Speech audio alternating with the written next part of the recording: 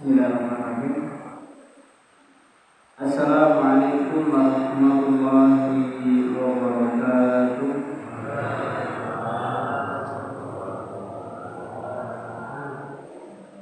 Alhamdulillahirabbil alamin. Wassalatu wassalamu ala asyrofil anbiya'i wal mursalin wa ala alihi wa ashabihi wa man tabi'ahum bi ihsanin ila yaumil amma ba'du. Alhamdulillah atas izin dari Allah, nikmat karunia serta hidayah dari Allah Subhanahu wa taala, pada kesempatan malam hari ini kita dapat kembali bermuajahah bertatap muka dalam rangka thalabul ilmi, untuk sama-sama menuntut ilmu. Walaupun kondisi sangat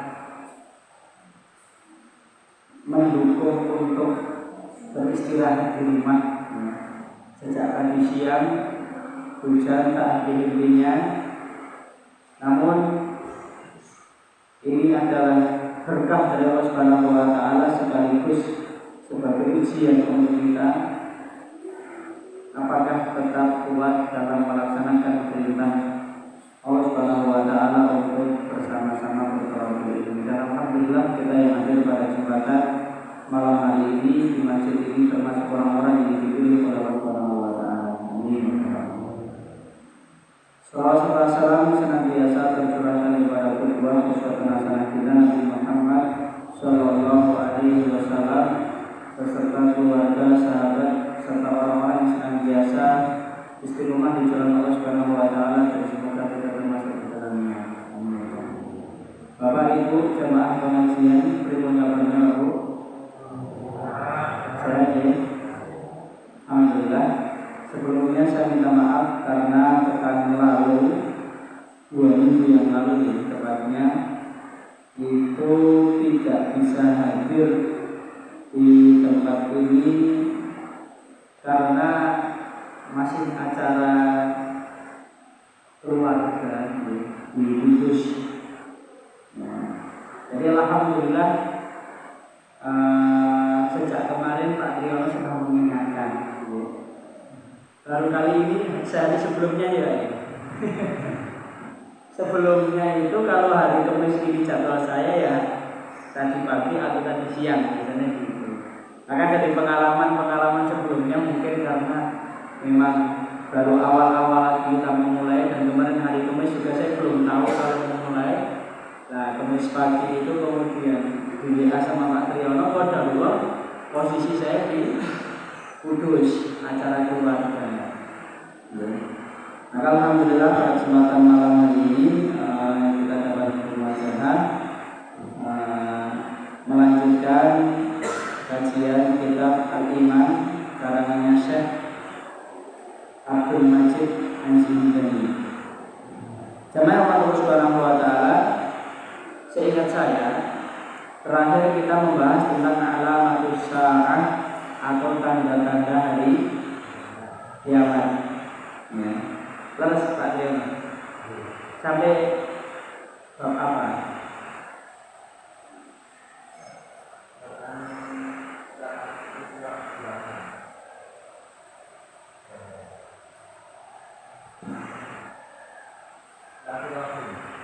Memutus tali silaturahim.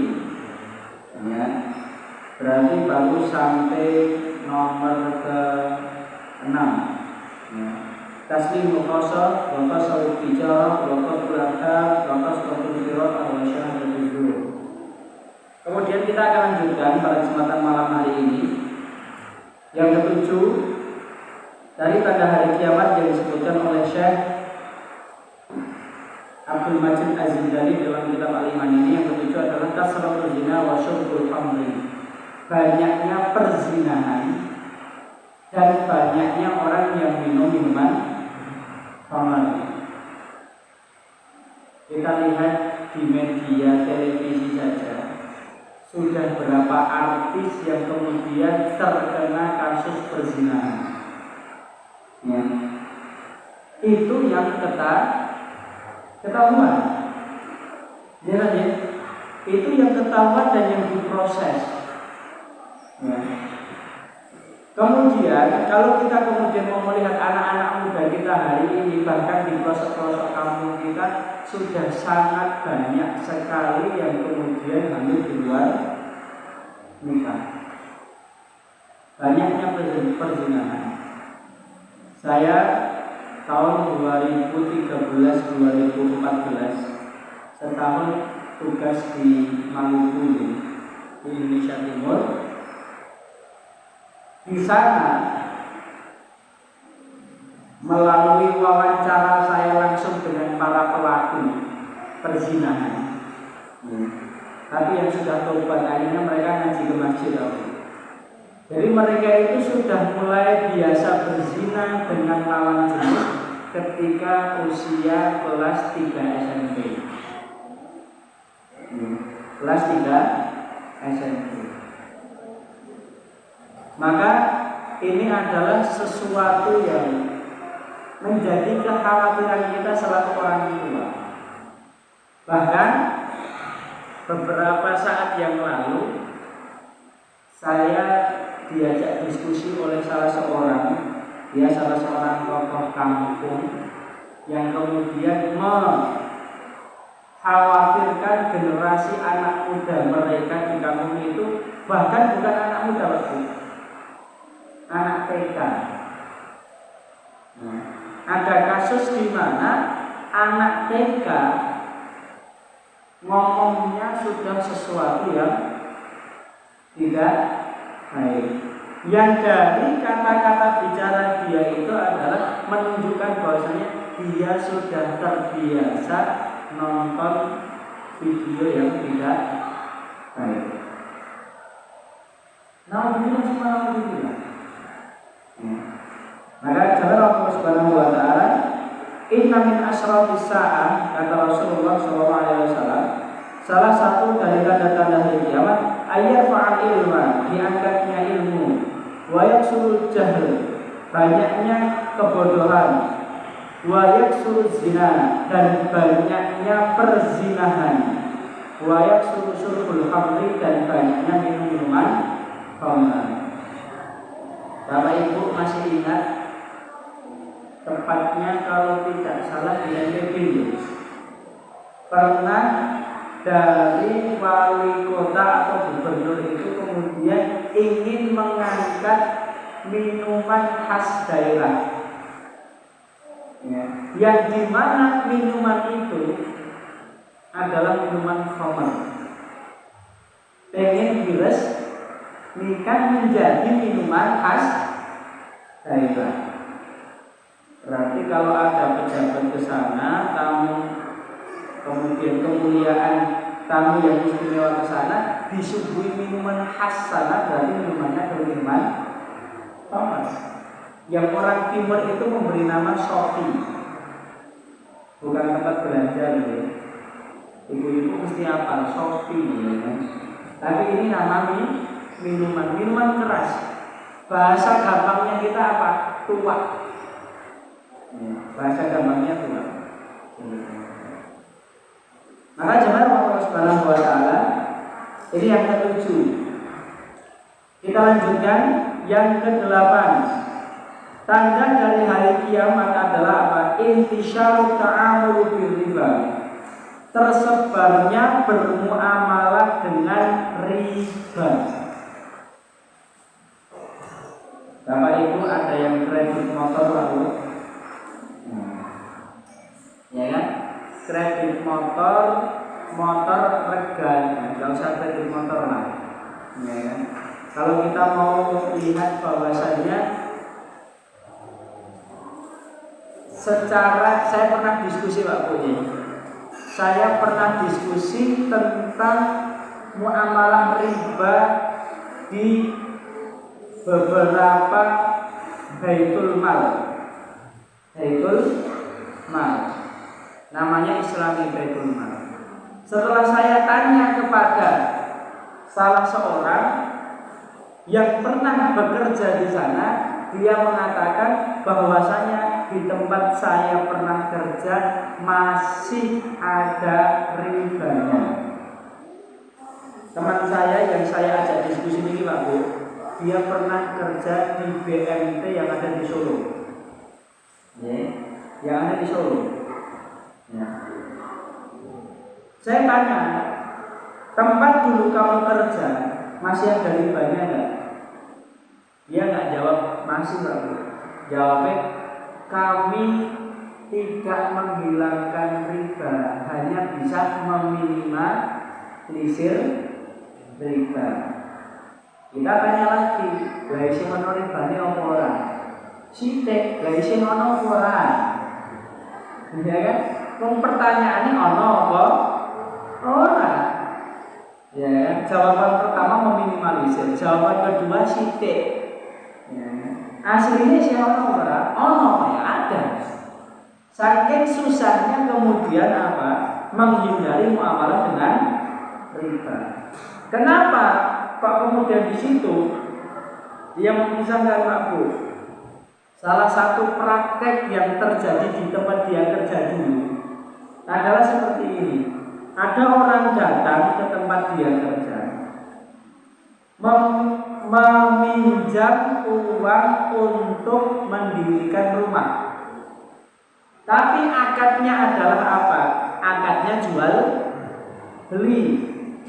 Tuku bahan bangunan sekolah kantor dari kantor teman saya ini. Beli bahan bangunan. Oh iya, semen sak-sak regane piro?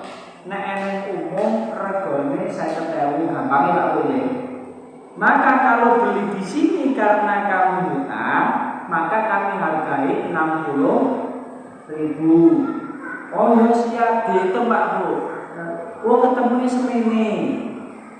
Kebutuhan omahmu sepiro, oh kebutuhanmu semene. Nek enek umum kuwi entake 100 juta, nek enek kene entake 120 juta. Oh ya setuju. Jual beli akadnya. Tapi pertanyaannya, nrimone duit napa barang? Pertanyaan saya, nerimone duit napa barang?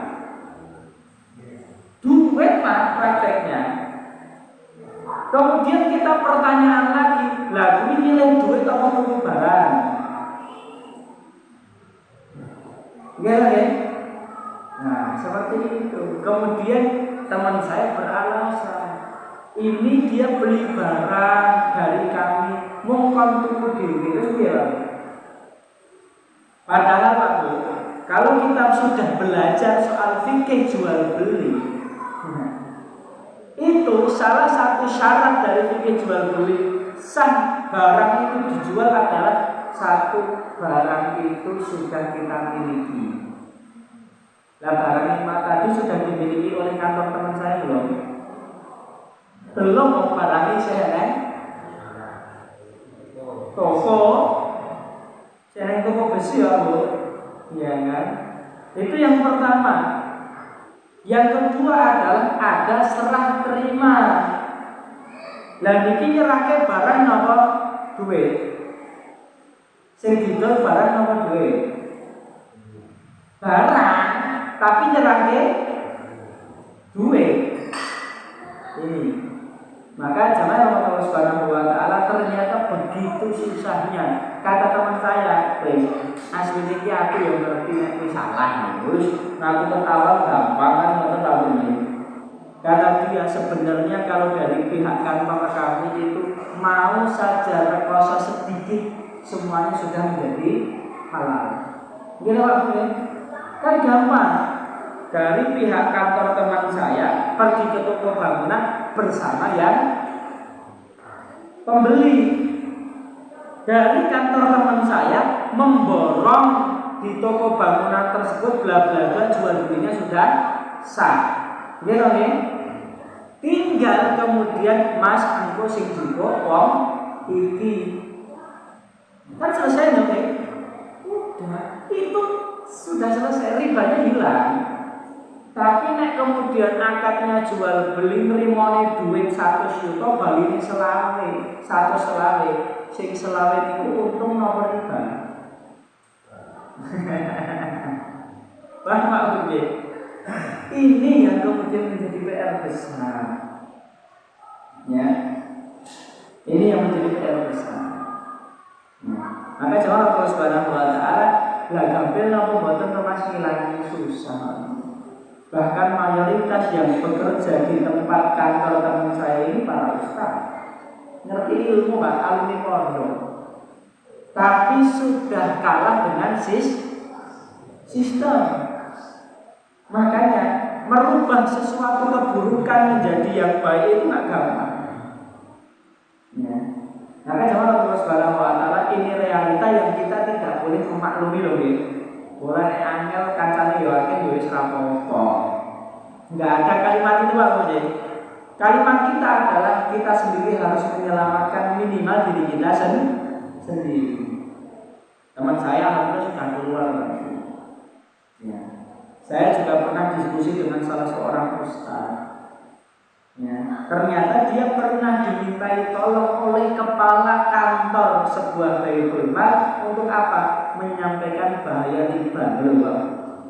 Ketuanya pimpinan tertinggi ini sadar, tapi mau merubah urusannya sama banyak orang, sampai undang salah satu ustaz kenalan saya untuk menyampaikan kepada anggotanya riba haram.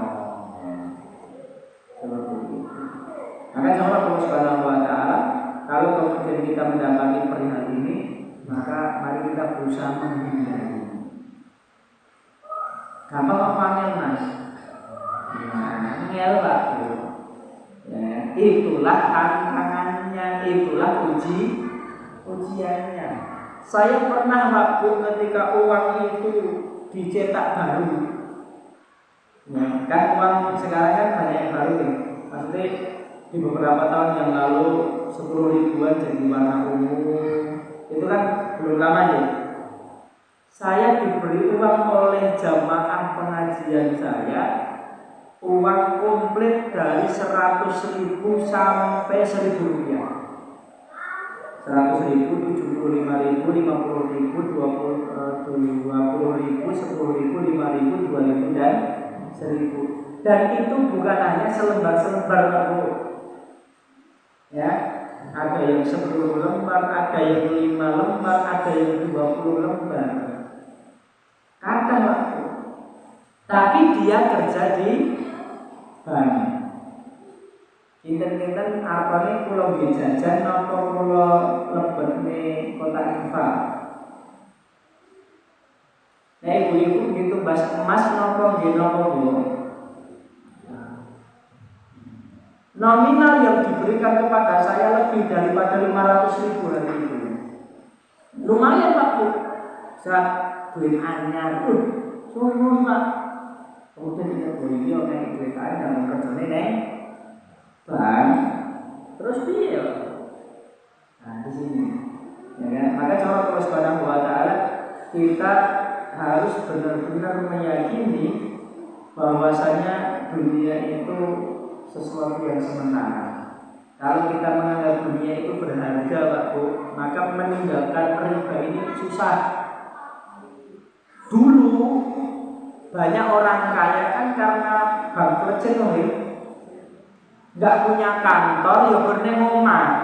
Tonggone milih 10.000, baliknya 15.000. Saya suwe sugih, kan ya? Iya. Nah, piye menah lho Pak Budi? Orang kerja tapi itu duit. Nah, bahkan ngapunten ya. Di kampung-kampung kita banyak masih melakukan praktek ini. Simpan pinjam di kampung. Nilai 10.000, baliknya 12.000. Ya kan? Hampir di setiap kampung saya ngisi tempat kajian masih seperti itu Pak Bu. Pak RT kadang ngomong, Mas, gue isi Mas. Terus dia, aku ngerti salah Mas, tapi angel di awal. Nah, ya. Yang penting kita sudah punya niat untuk merubah. Alhamdulillah kalau di kampung saya sudah nggak ada Pak. Ya. soal riba simpan pinjam di kampung itu sudah nggak ada kalau diminta. Alhamdulillah. Apa terus nih orang yang simpan pinjam dapat keuntungan terus orang duwe perkakas? Justru perkakas itu banyak sekali sekarang.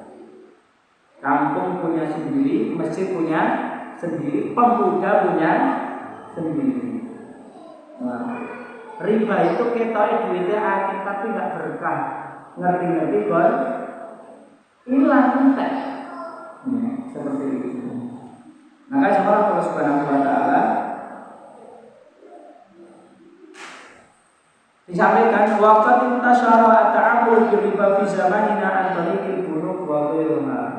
Tersebarnya riba di zaman kita ini karena adanya bank. Adanya bank. Ya, itulah. Banyak kasus sekarang itu ada pinjaman online. Hati-hati Pak. Bojone jenengan ora pernah kerja tapi kerep rupane klambiannya jenengan. Ojo-ojo menjadi korban pinjaman online. Gampang Pak pinjaman online itu syaratnya apa?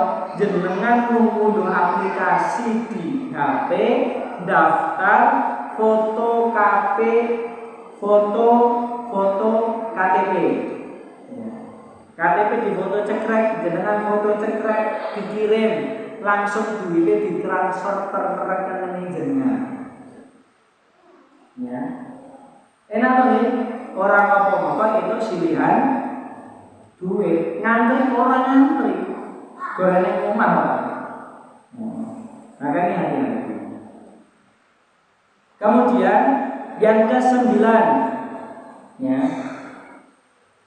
Tanda-tanda hari kiamat yang ke-9 adalah at-tahiyatu bitara'um wa tashabbuhul ar-rijal bin nisa' wa nisa'u bil rijal. Ya. Menyapa dengan laknat. Yang ke-9 menyapa dengan laknat. Jenenge apik-apik Pak Bu. Bakhtiar. Celukane Blacky. Paham ya? Jenenge apik-apik Sugino. Celukane pendek. Paham ya? Memanggil seseorang dengan laknat. Dan yang seperti ini di kampung-kampung kita justru malah menjadi kebiasaan.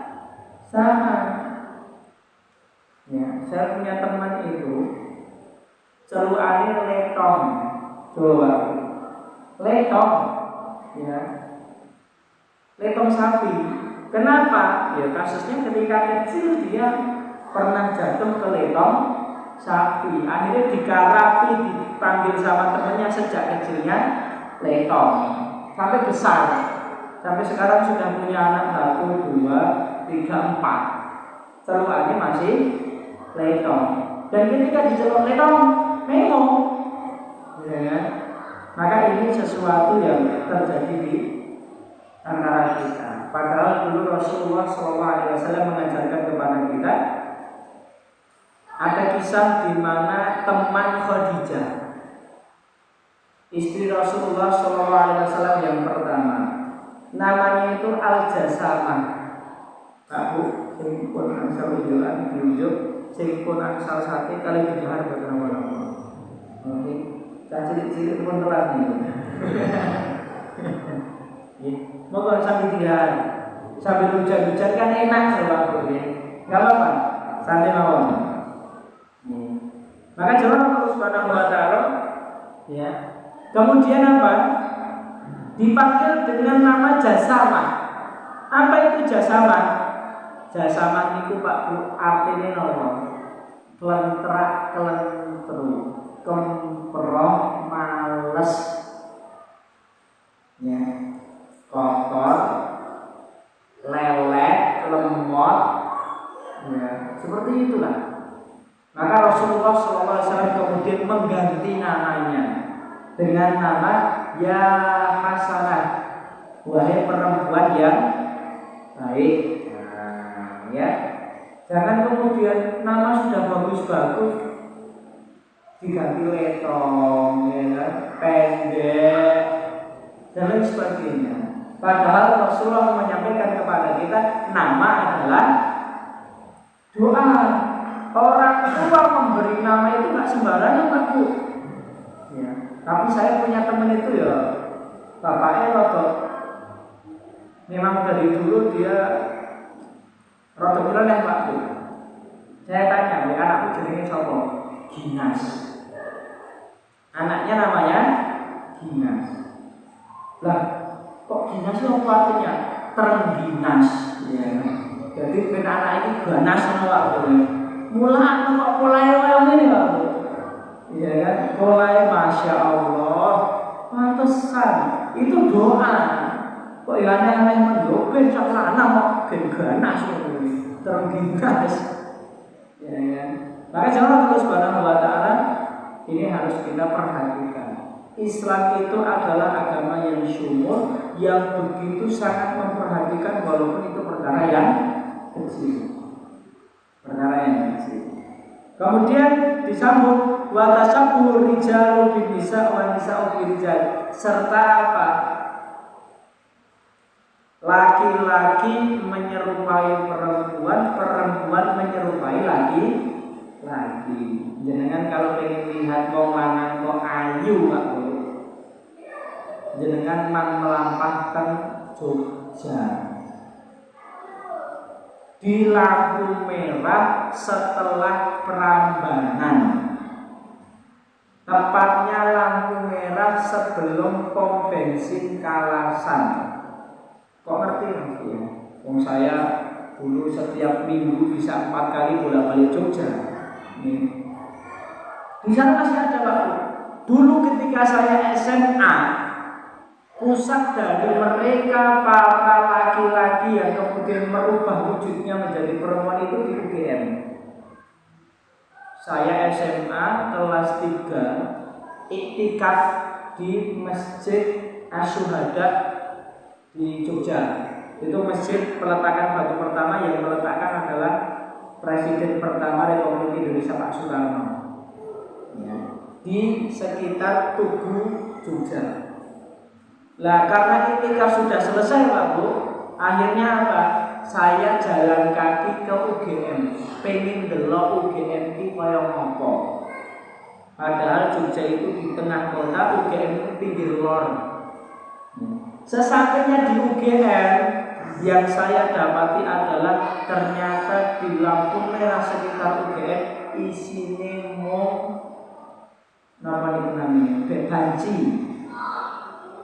Banci di mana-mana ya Allah. Tapi ada sing jilbaban Pak Bu. Bancinya menutup aurat. Alhamdulillah gitu. Tapi alhamdulillah setelah itu berarti sekitar tahun 2012 saya ke sana. Tapi 2016 saya kembali ke Jogja. Berarti 4 tahun kemudian. Ternyata di sekitar UGM itu sudah tidak didapati walaupun satu banci pun. Sudah diusir dan nggak boleh pada di situ. Tapi ternyata pada pindah di lampu merah Prambanan. Ya. Dan jamaah yang rahmat Allah Subhanahu wa taala, dan di lampu merah di Kalasan di Prambanan itu Pak Bu, di situ ada kantor polisi. Ngopo kok orang dicekel banci-banci ini? Berarti mereka tidak melanggar hukum Undang-Undang Dasar Negara Republik Indonesia. Berarti memang belum ada undang-undang yang membahas tentang laki-laki dilarang menjadi perempuan dan perempuan dilarang menjadi laki di negeri ini. Ini PR buat kita bersama. Bahkan hari ini yang ramai. Ini sebenarnya materi pada kesempatan malam hari ini saya membahas banyak tentang LGBT ini. Kenapa? Karena hari ini yang namanya LGBT, lesbian, gay, biseksual, transgender ini baru diangkat di dunia internasional. bukan hanya di Indonesia tapi dunia internasional. Bapak-bapak saya yakin mesti kenal Lionel Messi. Kenal ya? Lionel Messi, Kylian Mbappe, Neymar. Ya, sekarang mereka berada di satu klub sepak bola. Ya, klubnya namanya Paris Saint-Germain. Ya, pusatnya di Paris. Salah satu klub sepak bola yang di dalamnya penuh dengan bintang sepak bola internasional. Apa yang mereka lakukan beberapa minggu yang lalu? Mereka bertanding dengan kostum berwarna putih dan nomor punggung mereka itu adalah lambang LGBT. Lambang LGBT itu apa? Magiku Yubini, pelangi. Maka Lionel Messi, Neymar, Mbappe, Sergio Ramos dan para bintang sepak bola internasional di klub PSG ini mereka menyuarakan LGBT, mengkampanyekan tak apa-apa oleh rapopo, wong lanang zina karo wong lanang oleh. Coba. Dan setelah itu ramai keluar salah satu tokoh internasional ke pesta, ya, membawa pasangannya yang laki-laki.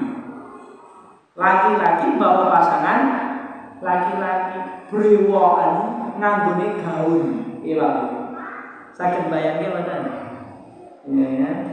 Brewokan lho, lanang, raine lanang, tapi pakaiannya adalah pakaian gaun perempuan warna putih, ya. Naudzubillah sama naudzubillah. Ya. Maka itu baru disuarakan di dunia internasional bahkan di Indonesia. Beberapa saat yang lalu, Bapak Ibu mungkin tahu, tapi sepertinya nggak tahu diangkat di televisi atau tidak. Karena rumah saya nggak ada televisi loh. Apa? Salah satu YouTube mengangkat mewawancarai pasangan LGBT di Indonesia yang baru viral terkenal. Ya, pasangan lanang karo lanang terkenal, malah diundang, dipublikasikan. Orang ini semua orang bangga, seperti itu. Maka insya Allah bulan minggu yang akan datang, pertemuan yang akan datang, mungkin kita akan membahas lebih mendalam tentang bagaimana sejarah awal mulanya LGBT ini terjadi dan apa saja yang kemudian Allah janjikan bagi mereka para pelaku LGBT dan apa yang harus kita lakukan atas fenomena hari ini seperti ini. Maka cara Allah Subhanahu wa taala, mungkin cukup sekian dari kami. Atas banyak kurangnya kami mohon maaf dengan sebesar-besarnya. Semoga yang sedikit ini bisa kita amalkan dalam kehidupan sehari-hari, bermanfaat bagi diri kita di dunia dan kelak di akhirat Allah Subhanahu wa taala. Amin. Ya rabbal alamin. Cukup sekian dari kami. Atas banyak kurangnya kami mohon maaf dengan sebesar-besarnya. Billahi taufiq wal hidayah wal akhir. Wassalamualaikum warahmatullahi